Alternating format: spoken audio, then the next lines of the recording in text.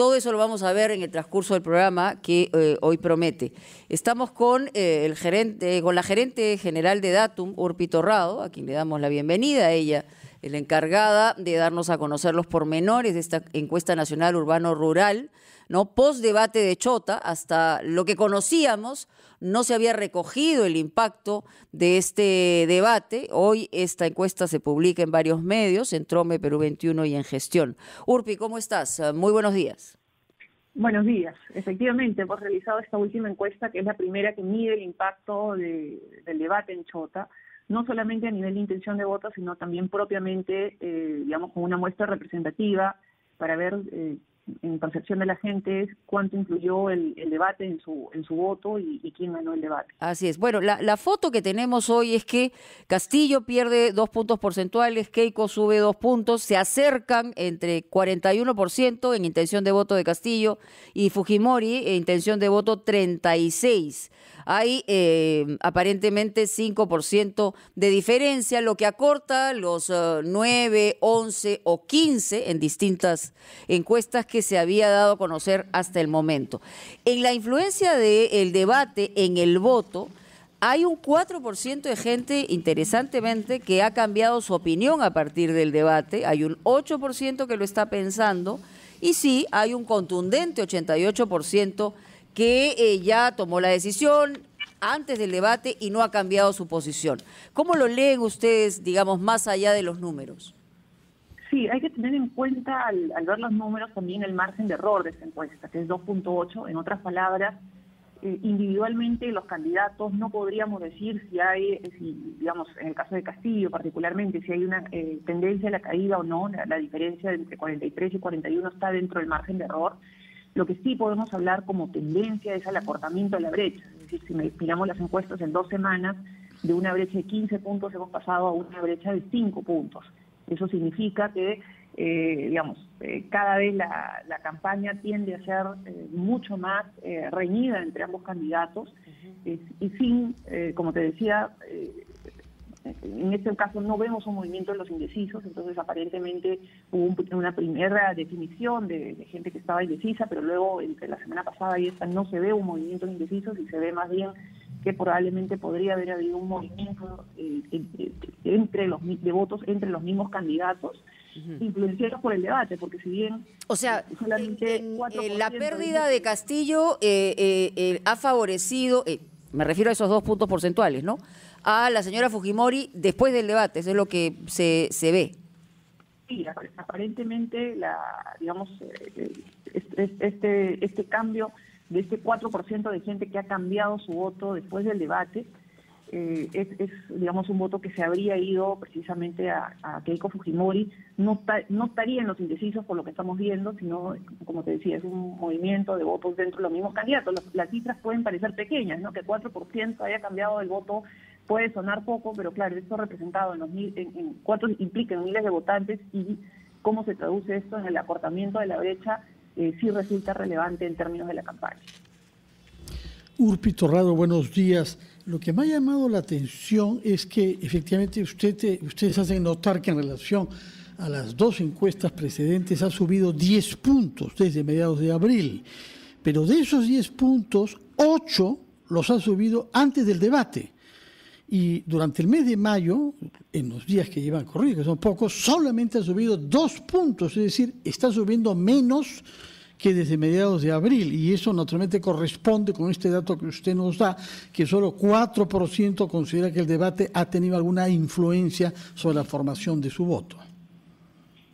Sí, y yo, digamos, en términos de la campaña y de lo que significa crecer, teniendo muy fuerte una campaña antifujimorista por el lado de Keiko Fujimori, una campaña anticomunista en el caso de Pedro Castillo, hace que para ambos crecer o ganar votos sea muy difícil. O sea, cada voto, cada punto porcentual que ganen ambos en la votación implica atrás muchísimo esfuerzo y una campaña muy intensa. De hecho, el gran cambio entre la encuesta del 20 de abril y la encuesta del 30 de abril fue el hecho de que Keiko Fujimori empezó a viajar, y eso se empieza a sentir el impacto. Esta semana vemos un nuevo impulso con el debate en Chota, Ayer vimos antes de ayer en realidad, ¿no?, la firma del pacto entre Verónica Mendoza y Pedro Castillo. Esto, si bien la encuesta se terminó el día de ayer, no lo llega a medir completamente, entonces veremos si esto de alguna manera ha tenido o no impacto en los candidatos, y así, o sea, vamos a ver que cada semana en ambas campañas van a haber diferentes sucesos políticos y diferentes acciones que pueden impactar en la intención de voto. Como te digo, los movimientos y cada punto porcentual a cada candidato le va a costar un montón. Creo que hay que ver por eso en términos generales cuál es la tendencia, y la tendencia es que esto sea una campaña peleada, que se va a pelear voto a voto. La brecha seguramente se va a seguir cerrando, y hay que ver el movimiento de los indecisos, que es lo que hasta el momento se ha mantenido bastante. Ese es el voto duro, ¿no? El voto duro en ambos candidatos tienen un porcentaje de voto duro bastante. No, me refería al indeciso, que todavía es un voto duro, digamos, sigue siendo indeciso. Sí. En el caso de los indecisos, todavía, digamos, si lo vemos en términos generales, comenzó hace 2 semanas con 51% de gente que tenía decidido su voto, y hoy es 58%. En otras palabras, todavía hay 42% totalmente indeciso, y es porque estamos viendo mucha fragilidad en el voto. O sea, la gente no termina de decidir porque, claro, hay una campaña anti tan fuerte hacia ambos lados, que la gente duda mucho y va como deshojando margaritas entre un candidato y el otro, y generándose, lo empezamos a ver, que no lo habíamos visto en las mediciones anteriores, pero vemos que ya el impacto, digamos, de las campañas anti se empieza a dar en ambos lados, y lo que empieza a haber es algo de voto escondido hacia ambas candidaturas, ¿no? Porque el movimiento anticomunista es tan fuerte y el movimiento anticomunista es tan fuerte que en ambos casos termina en este sector de indecisos generando dudas por un lado, pero por otro lado también este voto oculto de no querer manifestar por quién va a votar, porque claro, digamos, frente a la campaña anti tan fuerte y tan agresiva, terminan ocultando el voto. Urpi, buenos días. En términos generales, analizando la campaña, no solamente enfocándonos en el tema del encuentro en Chota, sino la campaña en términos generales, con mensajes, gestos, actitudes, decisiones, en fin, ¿qué factores en concreto han influido para que se acorte esta brecha? O sea, para que haya un crecimiento, evidentemente, en la preferencia electoral de Keiko Fujimori, que determine estas cifras de 5 puntos porcentuales de diferencia hasta el momento, con el margen de error a considerar. Le pido, Urpi, 1 minuto, por favor, para irnos a...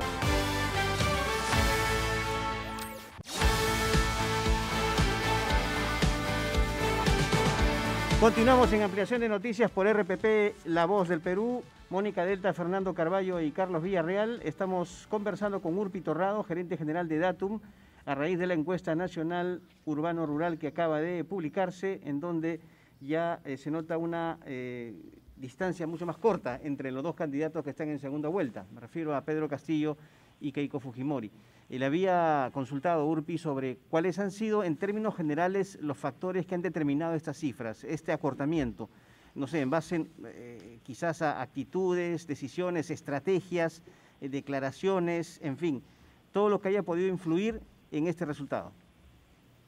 Sí, creo que son varios factores y todos tienen, digamos, tienen una ponderación en el electorado que es difícil de cuantificar o de medir, pero creo que el primero es el inicio de los viajes. Ahí vimos un primer punto de inflexión, el que la gente sienta que no se trata de una candidata de Lima o de un candidato de una zona del país, sino el que pudieran ambos viajar y acercarse a la población. Los electores quieren sentir a un presidente o a un candidato a la presidencia que sea cercano al pueblo, cercano digamos, el viajar permite conocer y estar en contacto permanente con lo que pasa en otras regiones del Perú más allá de Lima, ¿no? Entonces los viajes son un factor importantísimo. Lo segundo es el debate. El debate mostró, en el caso de Keiko Fujimori, una candidata con valor, con coraje, que digamos, que supo enfrentarse ante la adversidad, ¿no? Hablar a una audiencia que le era totalmente en contra y aún así poder presentar sus propuestas. También incluyó en el caso del fujimorismo, la presentación de equipos de quienes han sido parte del plan de gobierno, ¿no? Que no es una candidata que está sola, una de las preocupaciones que tienen los electores es que quien gane no llegue a improvisar, sino que realmente conozca los problemas del Perú, que pueda manejar y conocer, digamos, los distintos temas para, digamos, encontrar una solución. Entonces, la presentación del equipo es importante. Y finalmente, otro factor que influye también en la votación es, digamos, estas campañas de ambos casos anti, ¿no? En el caso de Keiko Fujimori es el antifujimorismo, en el caso de Pedro Castillo toda la campaña anticomunismo. Y eso impacta en ambos casos. ¿Por qué? Porque hay una parte del voto que es por el propio candidato y hay una parte del voto que es en contra del otro candidato, ¿no? En el caso de Keiko Fujimori, 40% de su voto es hacia ella y 60% es porque es un voto en contra hacia Castillo y lo que Castillo representa para los electores. Y en el caso de Pedro Castillo es ligeramente diferente, pero la mitad de su voto es hacia él y la otra mitad es en contra de Keiko Fujimori. ¿Cuál de las dos campañas anti ha sido más efectiva hasta el momento? Bueno, si vemos un acortamiento de brecha, probablemente es la campaña anticomunismo, pero con el riesgo de que empiece a generar eso también un posible voto oculto, porque cuando hay unas campañas en contra demasiado fuertes y el elector no cambia su opinión, se convierte eso en voto oculto. Ese es el cuidado que hay que tener. Nosotros vemos que en este momento ambos candidatos, por estas campañas anti tan fuertes, ambos candidatos empiezan a registrar voto oculto, y eso también representa digamos, un reto para medirlo en las encuestas, y es por eso que, digamos, más adelante pasaremos a otras metodologías, es decir, probablemente menos encuestas, más simulacros de votación que nos permitan justamente entender cómo está el comportamiento del voto. Señora Torrado, hay un punto que sigue siendo clave en la distribución de los votos, que es el punto regional. Hasta ahora lo que teníamos es que Keiko solo ganaba a Pedro Castillo en Lima. No tenemos datos sobre intenciones de voto en esta encuesta, pero sí sobre percepción de quién ganó el debate. Y resulta que 56% cree en Lima que ganó Keiko contra apenas 18 de Pedro Castillo, y gana también en la percepción sobre el debate en dos regiones. En el norte, 40 contra 38, y en el oriente, 42 contra 37. Es cierto que sigue perdiendo fuertemente en el sur y en el centro, y esto parece confirmar que se mantienen clivajes, regiones, Lima, pero más estrechamente que antes. Sí, lo que estamos viendo es que, digamos, ya en el caso de Lima es una plaza consolidada y donde gana Keiko Fujimori. En general, en el interior gana Pedro Castillo, pero lo que estamos viendo es dos regiones en particular, que es el oriente y el norte, donde si bien todavía gana Castillo en intención de voto, se acorta la distancia, están en el rango del empate estadístico, y claro, cuando lo comparamos versus quién ganó el debate, en esas mismas regiones la percepción es que el debate lo ganó Keiko Fujimori, ¿no? Entonces, en el caso del oriente, el peso electoral que tiene es bajo, pero el norte sí tiene un peso electoral importante, casi tan importante como Lima. Entonces, es más, creería yo que va a ser la decisión o el voto del norte el que decida un poco quién va a ser el próximo presidente. ¿Quién va a ser el próximo presidente? Por lo tanto, sí es importante lo que está pasando en estas regiones y es donde deberíamos estar observando. Y en el caso del centro y del sur, creo que hay un tema interesante. En el caso concretamente del sur, hay un crecimiento de Keiko Fujimori. Probablemente ella no llegue a ganar esa plaza y no o sea, digamos, a pesar de todo.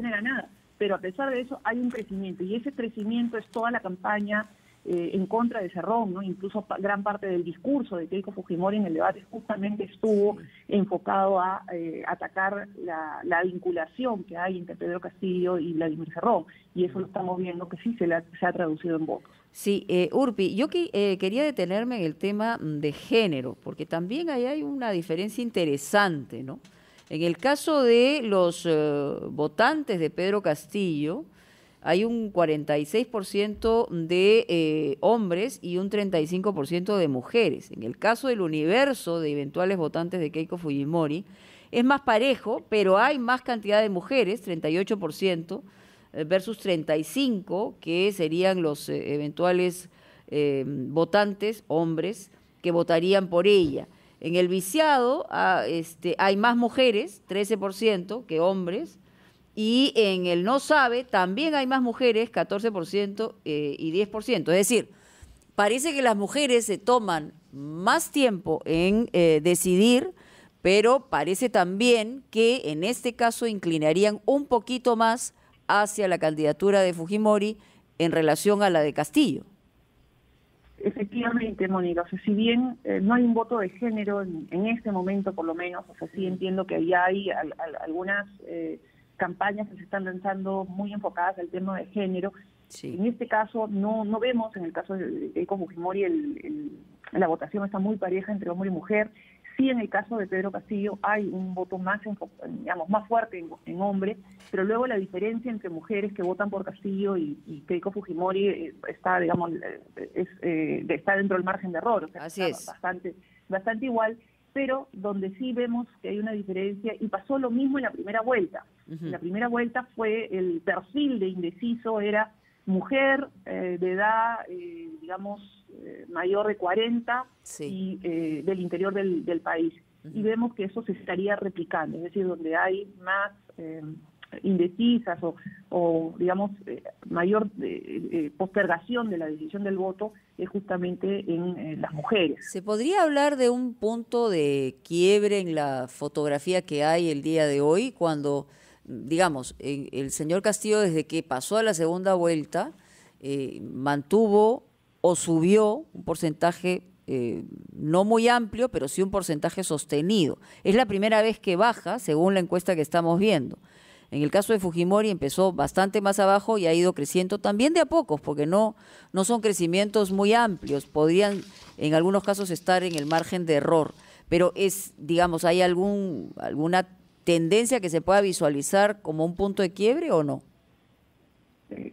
O sea, lo que creo que hay que, digamos, la lectura de esto es claramente un acortamiento de la distancia de un voto que va a ser muy peleado entre ambos candidatos, con este riesgo, como les mencionaba, de voto oculto, justamente como efecto de las campañas ¿Voto oculto, es decir, para evitar problemas, o un voto avergonzado, digamos? Eso, claro, porque es tan fuerte el movimiento antifujimorista, tan fuerte el movimiento anticomunista, que la gente termina sintiendo vergüenza, termina no queriendo manifestar por quién va a votar. Eso claro. Es un fenómeno que pasa específicamente cuando está tan polarizada la cosa, digamos. Y cuando hay campañas en contra es tan fuerte como la estamos viviendo, ¿no? Entonces sí. Eso genera un riesgo porque, digamos, podría haber sorpresa, ¿no? Incluso entonces, hasta para evitarte problemas familiares, porque en realidad en las mesas o en las sobremesas parece que también está el debate político, como hemos visto el dibujo de un caricaturista. Y se ve en las redes, ¿no? Que la gente dice, bueno, no quiero pelearme con mis amigos, no quiero perder a mis compañeros de trabajo. Lo he escuchado. Se genera este voto oculto. Y en realidad, para, digamos, si pensando ya en el voto de los indecisos, más bien si se quisiera una definición tendría que centrarse más en las propuestas, en ese sentido, y por eso probablemente vemos este acortamiento de derecha en el caso de Keiko Fujimori, que lanzó algunas propuestas muy concretas en el debate, ¿no? Como la repartición del canon. Es importante ver más debates, ojalá que lleguen a un acuerdo, porque en realidad es algo que debe interesarle más a la ciudadanía que a los propios candidatos, pero claro, hay resistencias, salvo que las fotografías vayan cambiando en el transcurso de las semanas. Sí, porque si vemos la encuesta, el 77% de la gente se ha informado del debate. Sí, esto no ha pasado con debates anteriores. O sea, cuando nosotros hemos medido otras segundas vueltas o incluso digamos, diferentes debates de otros procesos electorales, estos niveles de conocimiento, de información respecto a un debate es altísimo, y eso simplemente significa que la gente está muy interesada, quiere escuchar las propuestas, quiere entender mejor a los candidatos y quiere conocerlos. O sea, Keiko Fujimori probablemente ha sido candidata 3 veces y la gente la conoce. De interrogación. Muy bien. Muchísimas gracias a Urpito Rado por estar con nosotros en Ampliación de Noticias. Rápidamente nos vamos a titulares y regresamos.